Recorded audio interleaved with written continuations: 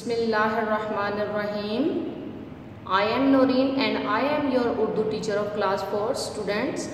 I hope you are all well with your family at your homes. So I have started the lecture of Urdu. आज का हमारा उन्वान है फ़कीर और कौवे का बच्चा. So take out your books and open the page number 27.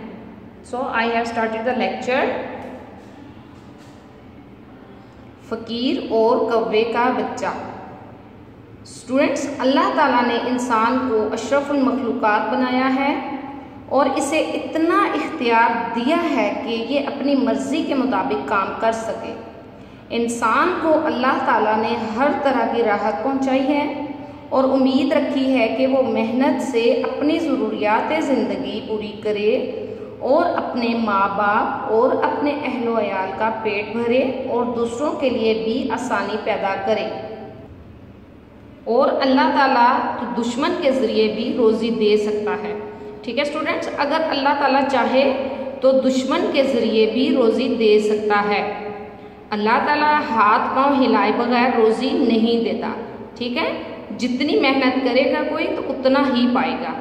अगर जैसे हम लोग हाथ पांव नहीं हिलाएंगे, कोई काम नहीं करेंगे तो अल्लाह हमें रोज़ी नहीं देगा.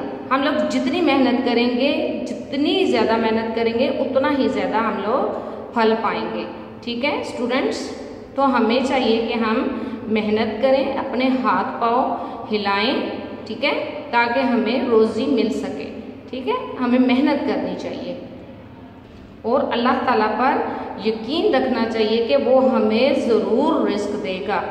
सो स्टूडेंट्स, मुझे यकीन है कि आपको फ़कीर और कौवे का बच्चा जो है समझ आ गया होगा.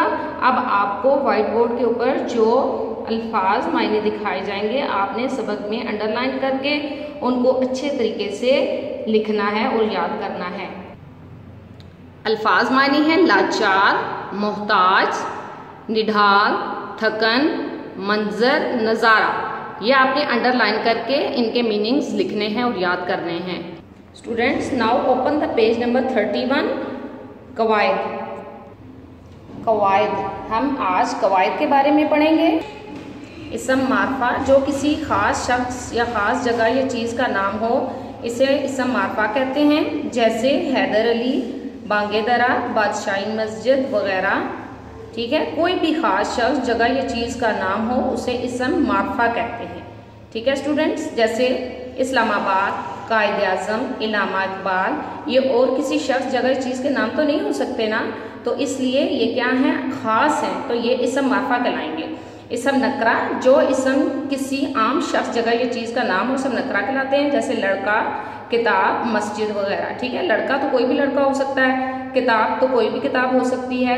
ठीक है, तो ये आम चीज़ें हैं, तो ये क्या कहलाएंगी, इसम नकरा. ठीक है, इसी तरह नीचे है दिए गए जुमलों में से इसम मारफा और इसम नकरा को अलग अलग करें. तो आपने इसमें से इसम मारफा और इसम नकरा को अलग अलग करके इसम मारफा को इसम मारफा वाले ब्लॉक में, इसम नकरा को इसम नकरा वाले ब्लॉक में लिखना है. ठीक है, और अच्छे तरीके से इसको याद करना है. Dear students, subjective and objective notes has been provided, so you should write with those on your Urdu copies. Allah Hafiz.